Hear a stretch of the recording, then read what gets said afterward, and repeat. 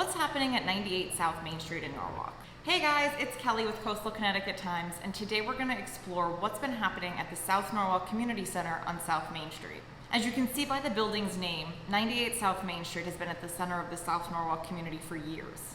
It's located just a few blocks south of Washington Street, the city's main downtown area.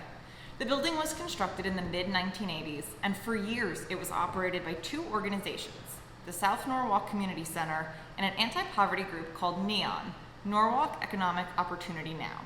In 2014, NEON went bankrupt. During the bankruptcy proceedings, the city acquired NEON shares of the building, and in 2018, it bought out the remaining shares from the South Norwalk Community Center, making it the sole owner of the property. The building currently has two tenants that take up about 30% of the building, AmeriCares and a group called Urban Community Action in Norwalk, the latter of which officials said hasn't returned to the building since the COVID-19 pandemic began.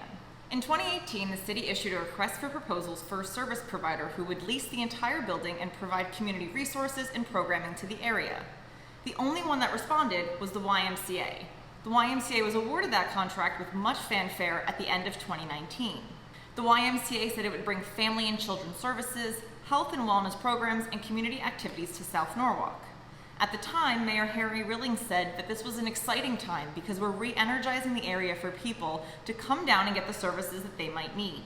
At the time, the YMCA estimated that it would cost about $5 to $6 million to renovate the building.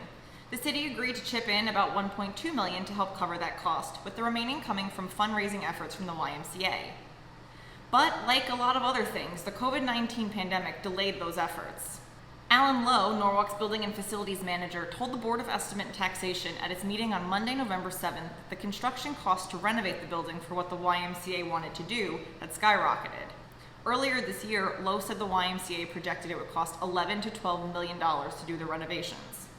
Because of that, the city and the YMCA terminated the agreement. So now the question is, what's next for that space? Norwalk Mayor Harry Rilling told the board that the city is working with the Boys and Girls Club of Stamford, which could potentially take over at least part of the building as a satellite space and provide programming and services out of it. But the mayor said those conversations are very preliminary. And this is now the latest community center to have an uncertain future in our area.